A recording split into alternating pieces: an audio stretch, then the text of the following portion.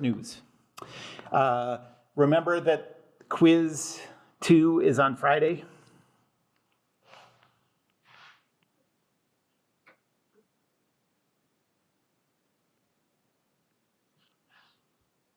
Okay, at the end of class. Does anyone have any homework questions? I feel like I don't get the, I struggle on creating displacement setup. Okay.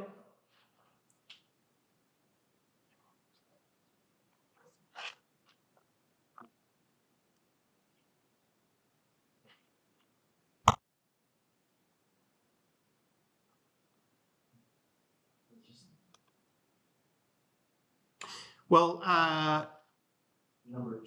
number two, okay.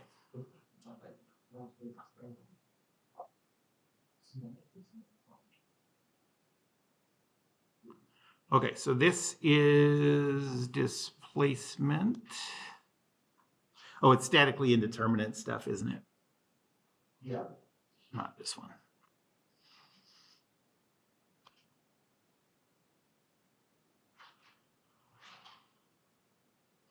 Okay.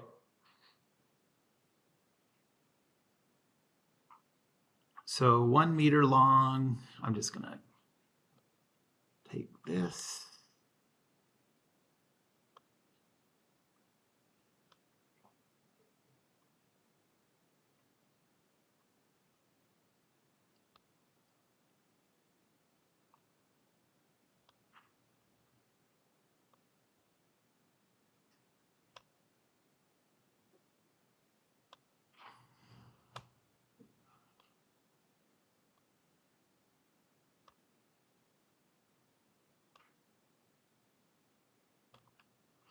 Okay.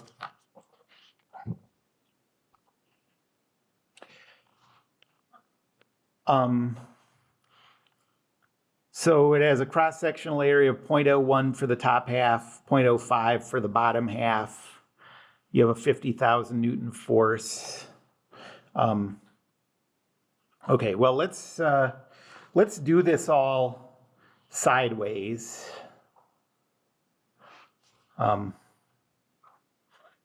So I'm gonna write it like this. We have a 50,000 Newton force this way. And we have reaction forces. I'll call this RA and RB. I'm not trying to guess the direction of those forces. I'm just putting them in the axis directions. And so Newton's second law in the x direction says RA plus RB minus 50,000 is equal to 0. So I'll just write it like this. Okay, so there's our one statics equation. And now is where you see it's statically indeterminate. You have one equation for two variables. And so now we're going to calculate the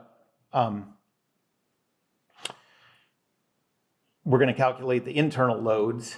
How many cuts do we have to make here? Like what's the point of the cuts that we're making? Where it changes size and flow time. Yeah, I mean, I guess you could think of it a couple ways. You could do it the way you always do internal loads, and then, but when we go to calculating the elongation due to this, we have to consider that we're gonna break it up into pieces that are constant on each of those pieces. So we're gonna eventually break it up into this piece, and this piece. Okay. So however you want to calculate the internal loads is fine, but remember that change in cross-sectional area is going to come into this. Okay, so cut one. This is 1 meter long, so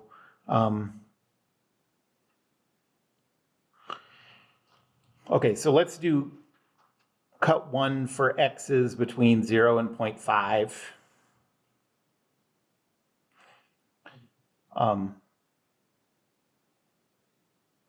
So you have RA here and the internal tension there. So Newton's second law, x component says RA plus T is equal to 0. So the internal tension is negative RA.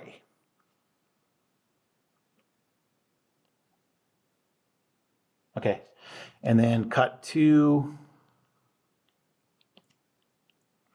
This is for x between 0.5 and 0.75.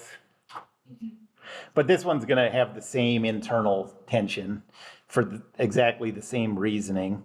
You know, that change in cross-sectional area doesn't affect anything. Yeah, about the internal load. So we have that. And so again, we have T is equal to negative RA. Okay, and then cut 3.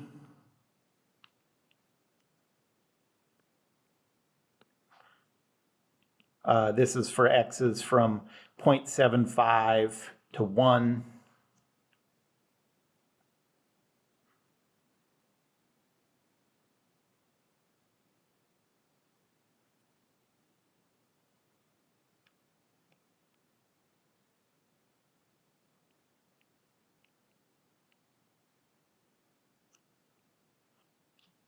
Okay, so any questions about that free body diagram?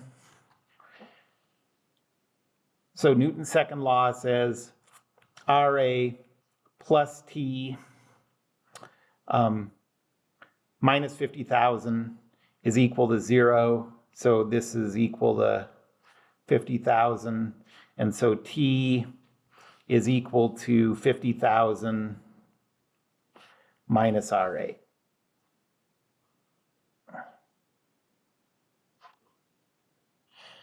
And then the total elongation over the whole thing, it's fixed between the top and bottom. So the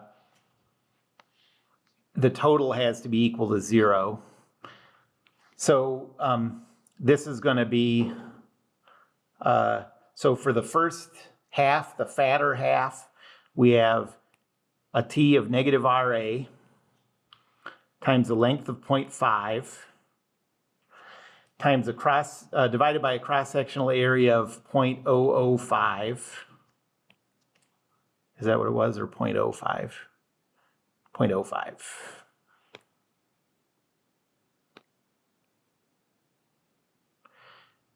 Times the Young's modulus. That's not given, but we're going to see that it cancels out.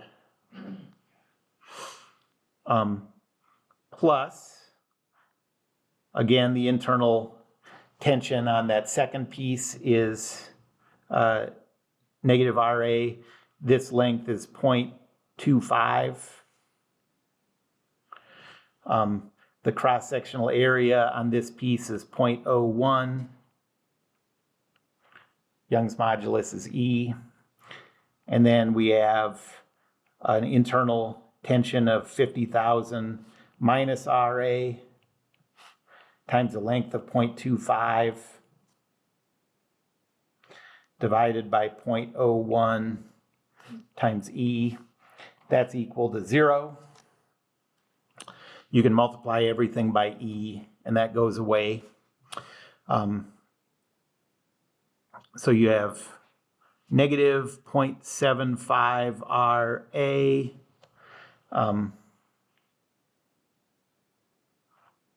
No.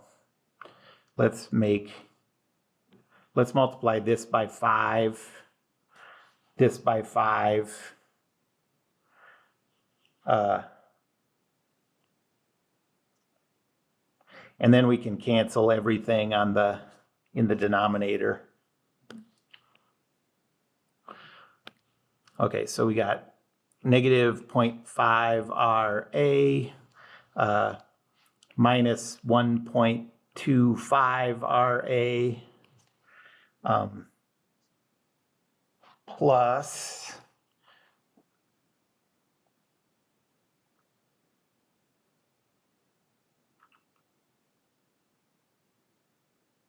uh, 62,500 minus 1.25 RA is equal to 0.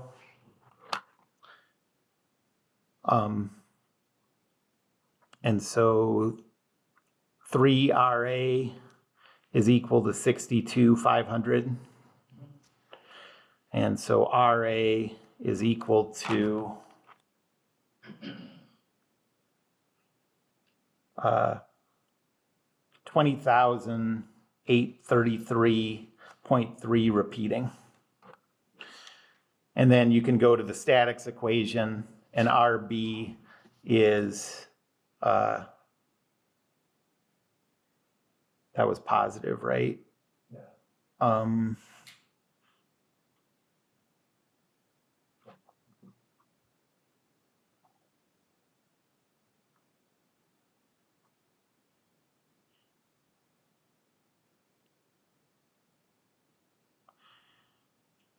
And RB is positive 29,166.7.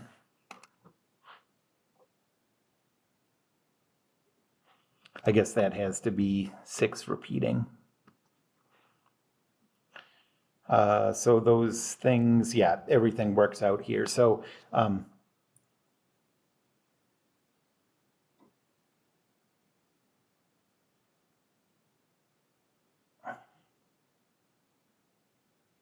those reactions are 20,833.3 repeating like that. And then 29,166.6 repeating like that. Any questions about that one? Okay, and then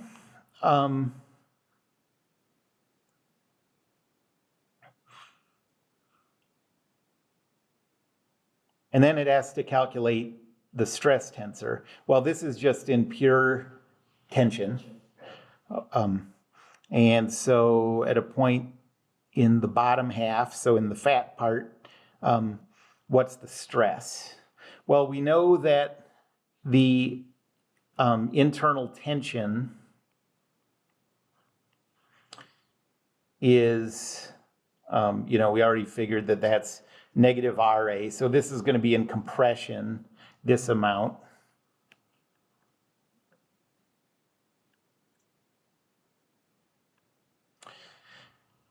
Divided by the cross-sectional area. And so you get a stress value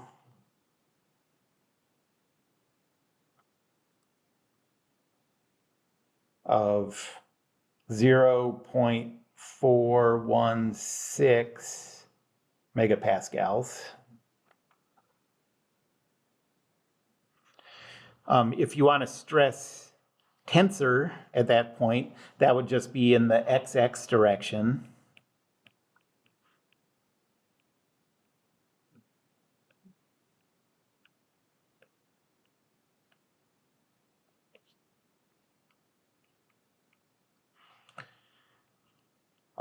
So that's a principal stress. Oh, yes. So why is it that you use RA instead of RB for the tension and the access? You would get the same thing either way. Oh, okay. Yeah. Okay. All you're finding is relationships between the variables, and then you can solve it as a system. Okay, thank you. Yep. But I guess I do it that way because when I calculate internal loads, I'm just used to always working from the left. And I feel like it helps to always approach things the same way, Thank you. Yeah. I'm wondering if when we're finding like the cut in, or not the cut, but we're finding the stress tensor. If we go from the right side instead, we get a different answer. No. Like we have we're using the RA from the Mhm. left there. So if we had drawn it and mirrored, Mm-hmm. Yeah, then you just have the tension be RB minus 50,000. right, and then it all comes out the same. That's right. Any other questions right now? Then it says, what's the associated strain matrix? I guess this is a principal stress tensor. So if you wanted to calculate the maximum shear stress from this, it's just going to be half of that value. And then to calculate the strain, you just put this in Voigt form and multiply by the compliance matrix, which we don't have because, I don't know.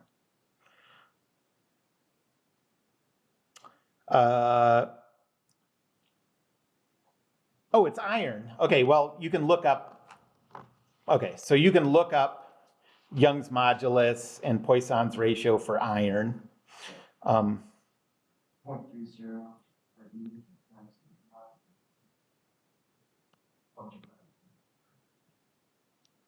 0.3? 1.30. Oh, 1.3, okay. 1.3. 130, sorry. 130. Oh, times 10 to the 9, right? 130 times 10 to the 9, so that's Young's modulus. Yep. And Poisson's ratio is 0.25. Yes? Isn't that copper? I feel like I remember. Copper is 110 times 10 to the 9. Okay, so that gives you what you need to, so the strain, the Voigt strain is just going to be the compliance times the Voigt stress. Okay, so now it says, in addition to this, do it again, assuming a temperature increase of 280 degrees Celsius. That's a huge temperature increase.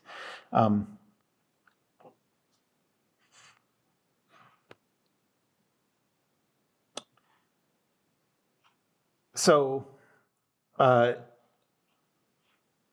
we already have, so all this stuff still holds, okay?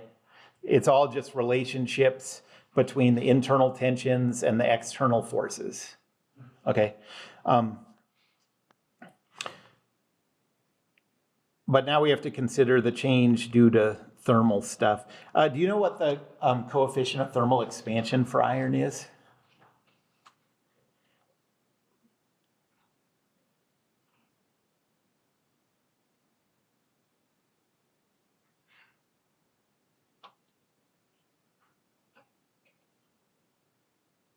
Uh, 1.2 times 10 to the minus 5.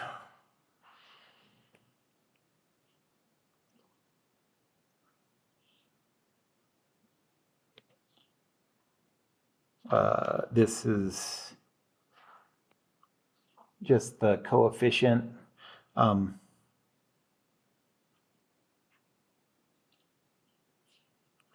do I call that coefficient? Epsilon? Can't remember.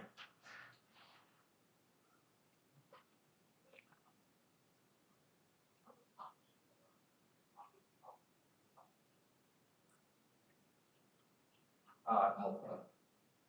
Okay.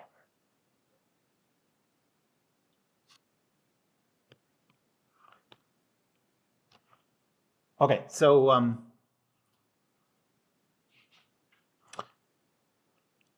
the change in length due to thermal expansion is 1.2 times 10 to the minus 5 times the length of the whole thing. This time we don't have to break it down into pieces at all. It has a length of 1. Times the change in temperature, which I think I said was positive 280.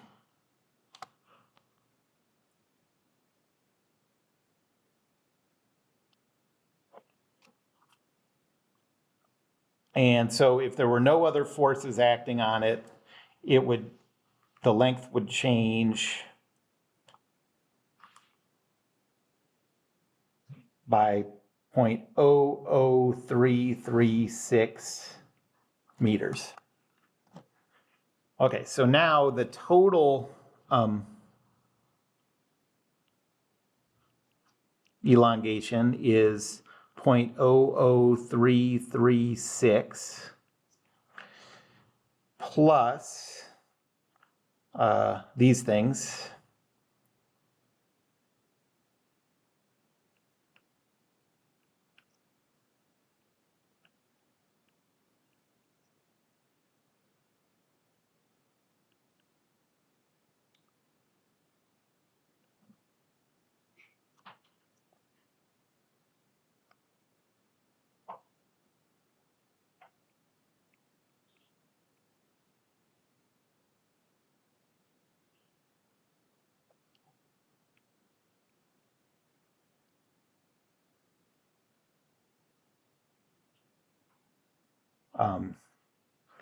And then the last one, 50,000 minus RA times 0.25 over 0.01 times 130 times 10 to the 9. And all this has to equal 0 again.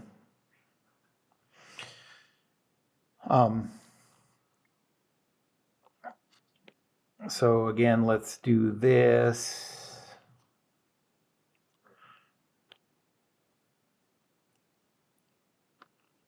And then we get, so negative 0.5 RA minus 1.25 RA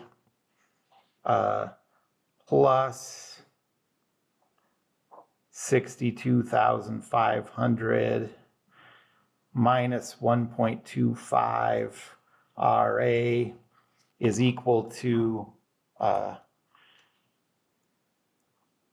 negative 0.00336 times 0.05 times 130 times 10 to the 9th.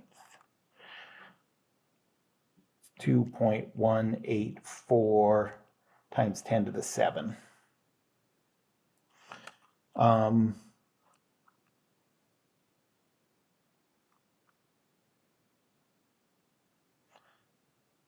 So negative 3 RA is equal to negative 2. If I'm subtracting the 62,000 from both sides, so 2.19 times 10 to the 7.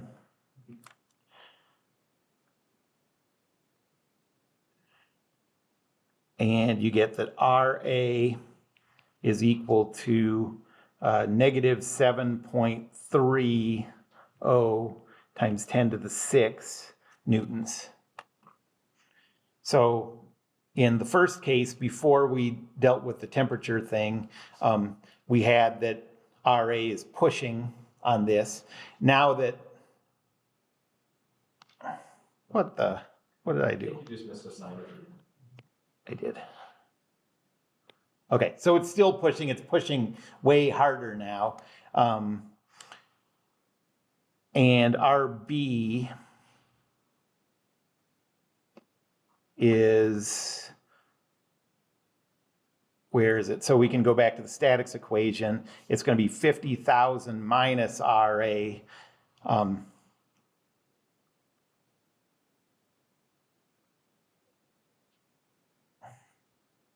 And so this time we get negative 7.25 times 10 to the 6 newtons.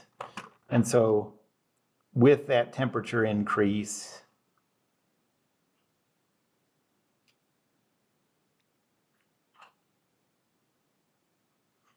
we have a force going this way of 7.3 times 10 to the 6 newtons. And this time we have a force pushing of 7.25 times 10 to the 6 newtons. That was pulling before.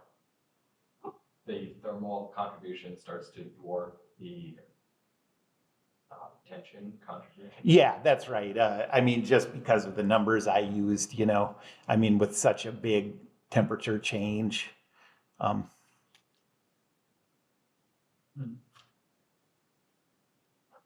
Any other questions about that problem? Any other homework questions you want to see?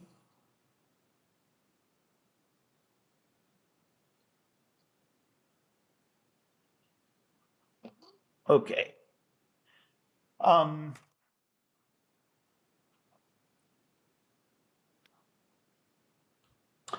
Well, the last one we're going to do is, so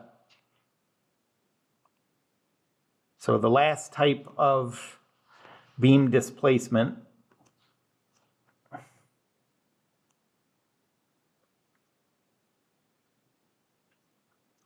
is deflection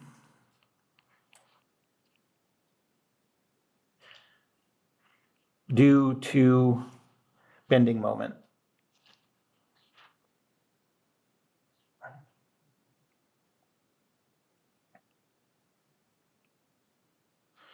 And I'm not going to go through the derivation on this, but it comes from the theory of elastic beams.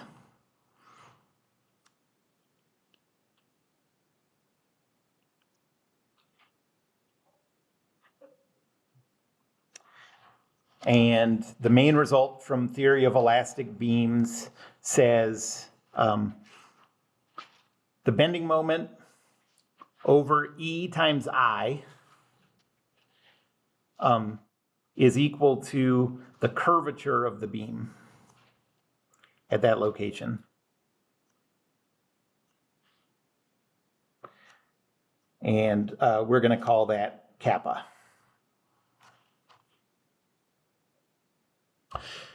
This E times I, that I is the area moment of inertia, and these two things together are called the flexural rigidity.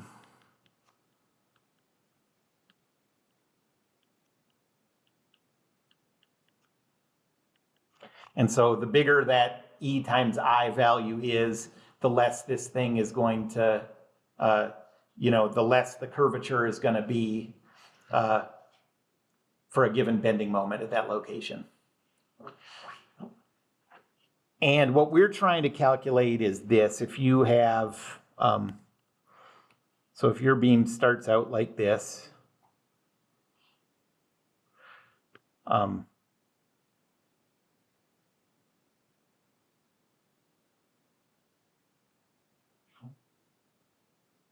this is after the deformation, okay?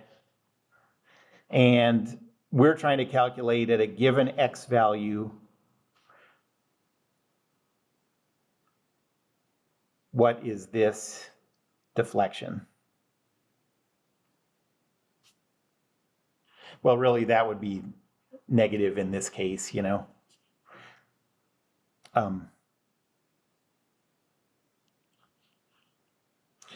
because it's below the starting position.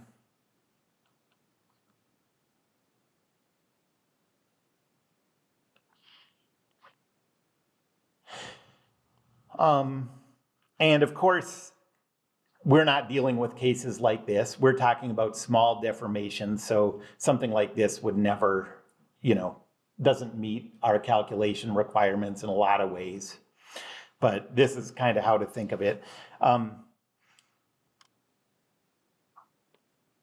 And the curvature has this definition, unfortunately. So the absolute value of, so we're talking about the curvature of a function f.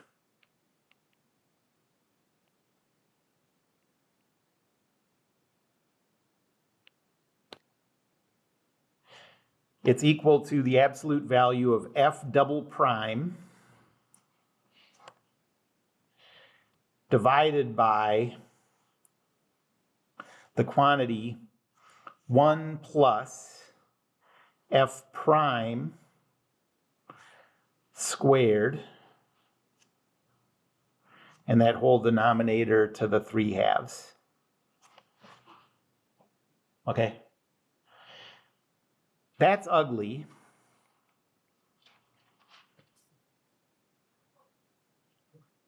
But the fact that we're doing all this for very small deformations sort of comes to the rescue on this. So if deformations are small enough,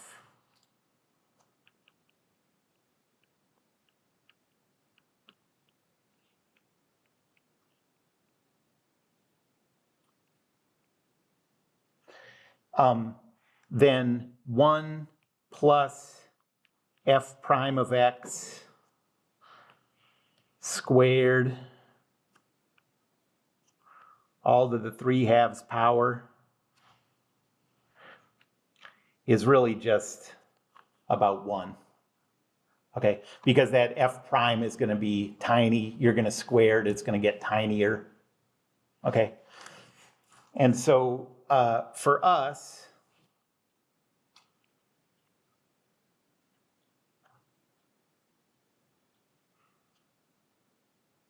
the curvature we're just going to approximate as f double prime.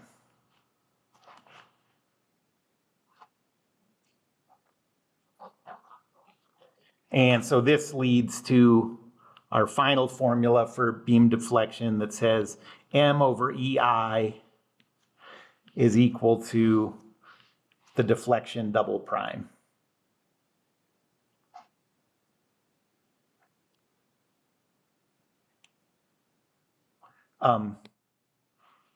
Now we want to usually calculate that deflection as a function of x. We want to come up with that function.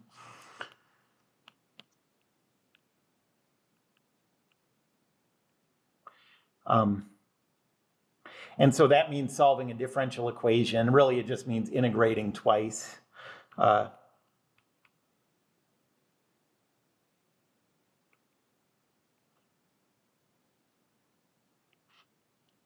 And we're going to use the boundary conditions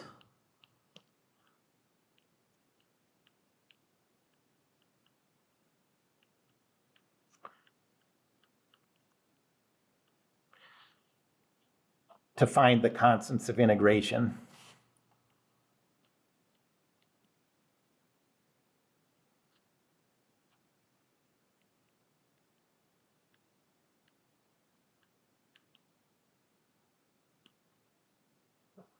Okay.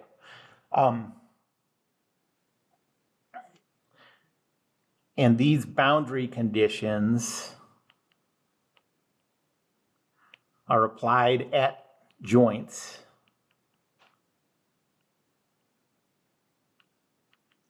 And so at the joints, what can we use for boundary conditions?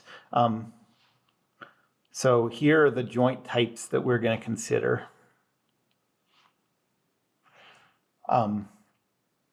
So first, if you have a pin or a roller,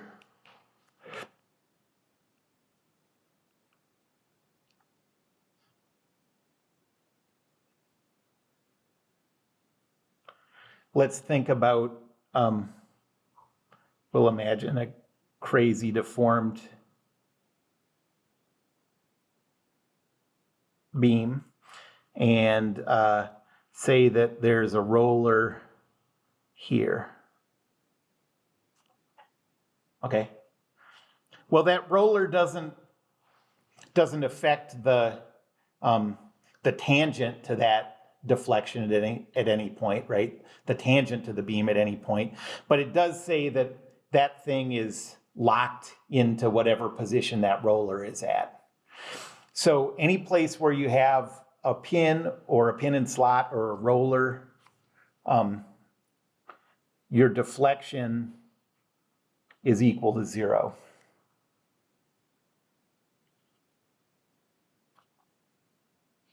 Okay, but it doesn't tell us anything about V prime. But a fixed joint,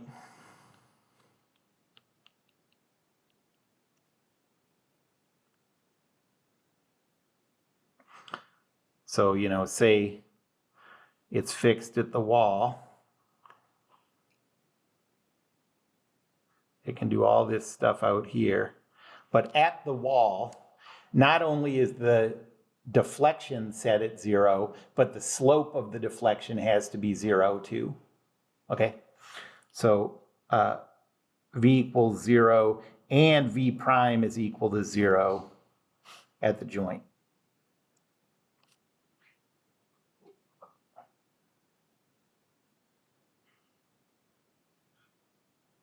Okay, so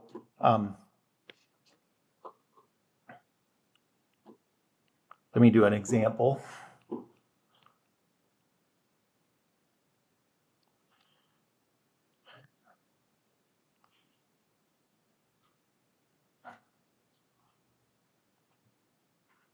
So let's say we have a cantilever beam, 3 meters long, and let's say there's a distributed load. Let's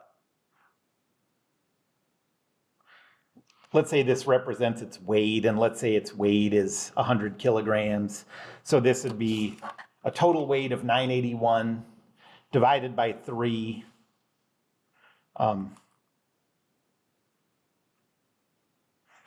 So this would be 327 newtons per meter. And we want to calculate the deflection at the right end.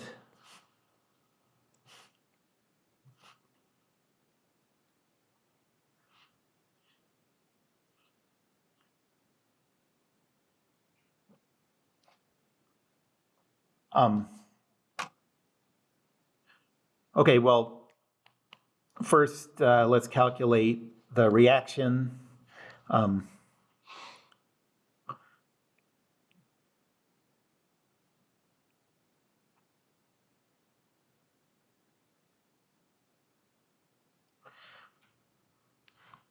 So we have a reaction here, I'll call that RA, and then we have a reaction couple, I'll call that MR.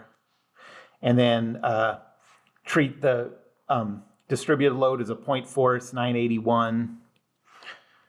So Newton's second law says RAX, RAY plus 0, negative 981 is equal to zeros. And so that reaction is 0, positive 981. And then the moment equation about the z-axis, we have MR. This is a clockwise moment with a moment arm of 0.5, force of 981. Should be 1.5. Yes, thank you.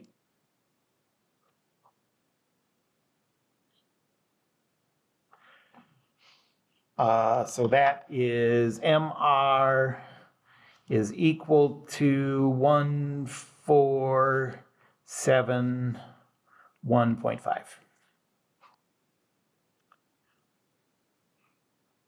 And then one cut. X is between 0 and 3.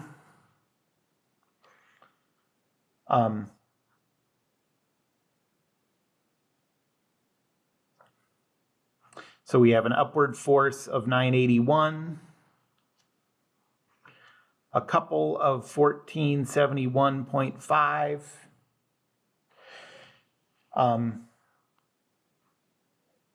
and a point force representing the distributed load of 327x. And that's at half of that distance, x. And then over here, we have T, V, and M.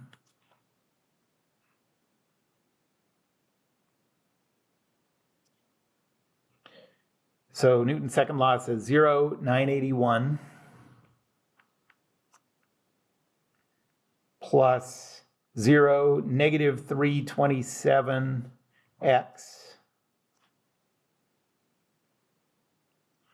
plus t negative v is zeros. T is 0. V is negative 327x plus 981. And then the moment equation in the z direction says negative x over 2 times 327x plus m minus vx is equal to 0.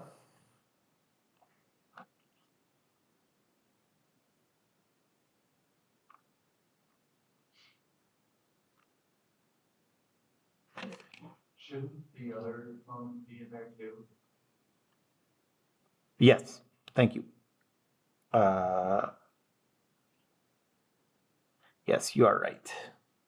So that is positive 1471.5 is equal to 0.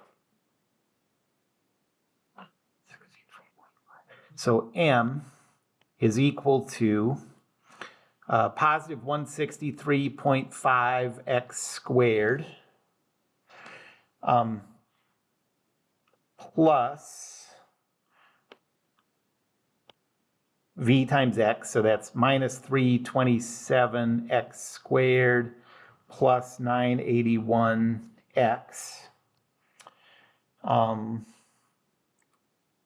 And then minus 1471.5.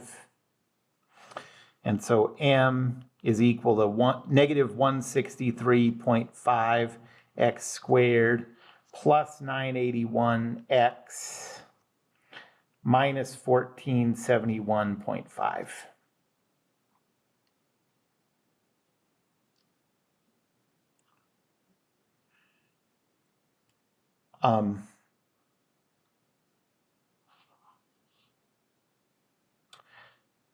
And so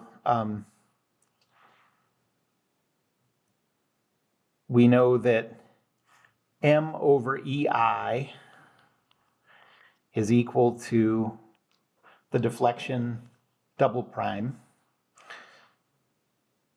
I'm going to write it as bending moment is equal to EI times deflection double prime. And so we have this function in the box is equal to EI times V double prime. So I'm going to integrate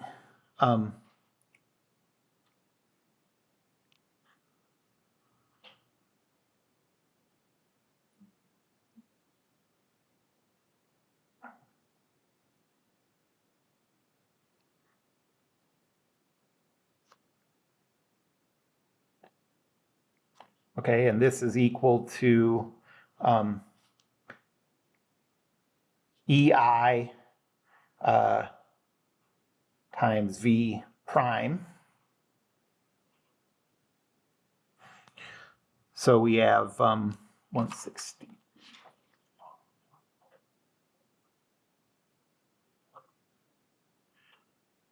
So we have negative 54.5 x cubed plus 490.5 x squared minus 1471.5 x plus c1 is equal to EI v prime. And then integrate that again.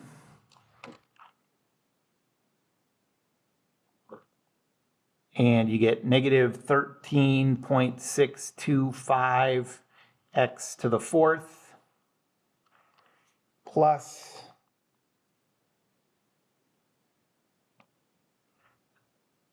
163.5 x cubed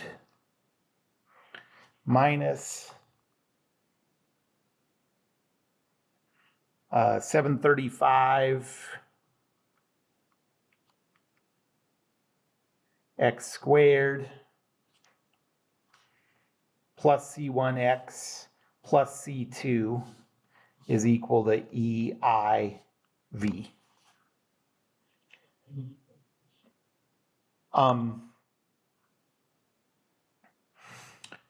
Well, now we can use our boundary conditions.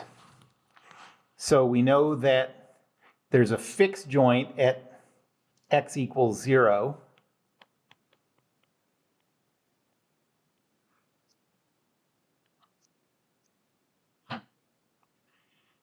So at x equals 0, we know that our deflection prime is equal to 0.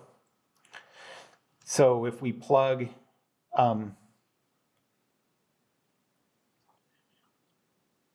all of this, we plug 0 in for all those x's, we get that C1 is equal to 0. I knew that was going to happen.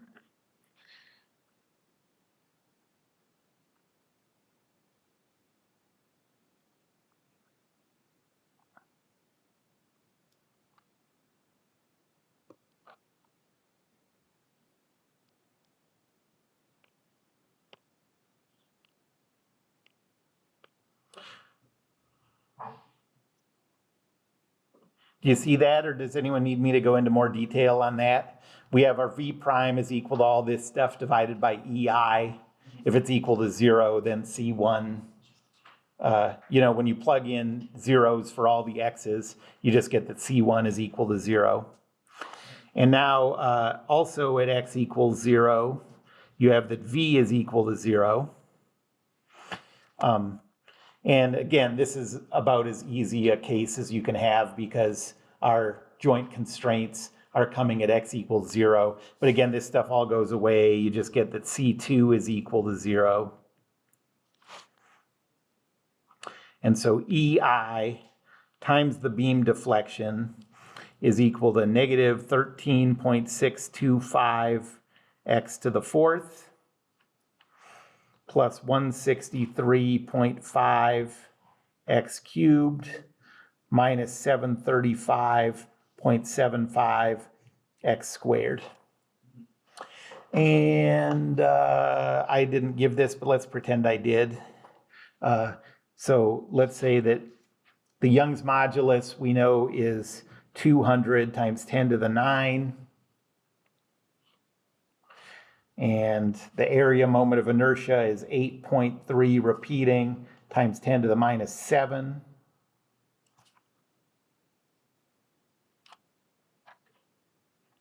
So then the deflection,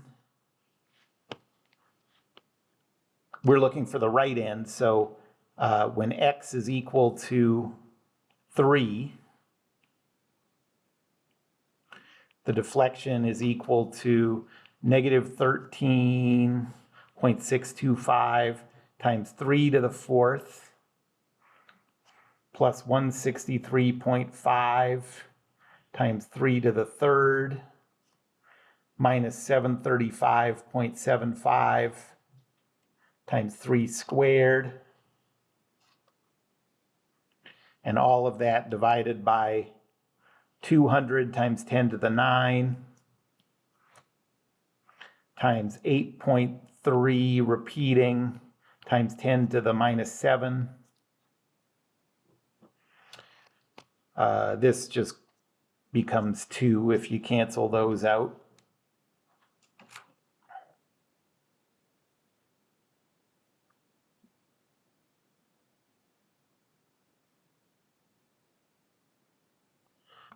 Okay, negative 13.625.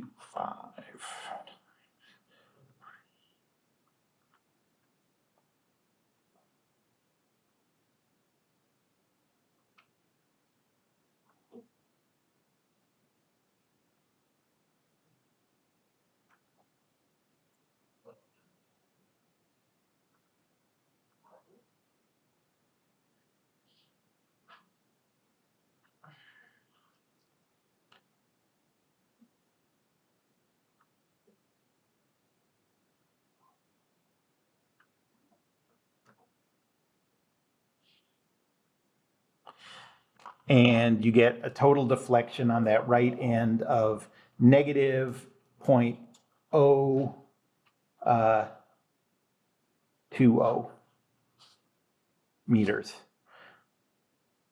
So 2 centimeters.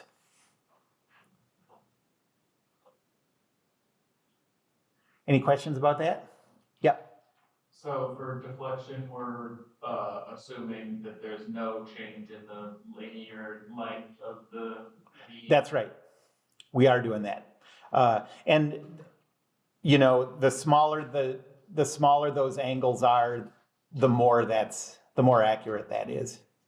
Yep. And then another question as well. So for this, since it was a fixed joint, we could assume B and B prime are 0.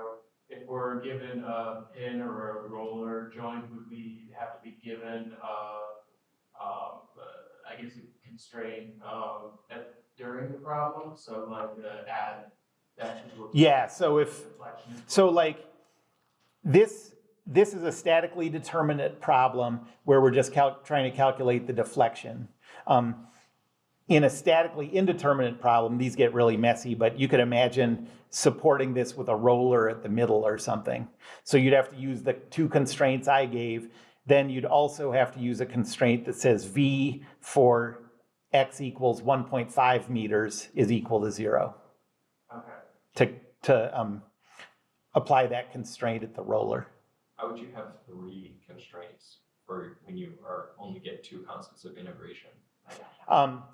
Because at that point, then you also would not know the reaction loads because it's statically indeterminate. And so what you'd really be doing this for is to calculate the reaction loads at the wall and at the roller. So those are the extra variables that you get. You'd also have a statics equation, so you'd have 1 more equation, but you'd have 2 more unknowns, the vertical reaction at the wall, I guess the couple at the wall too, and then the reaction at the roller. So it'll just work out on its own. Any other questions? Okay, that's it.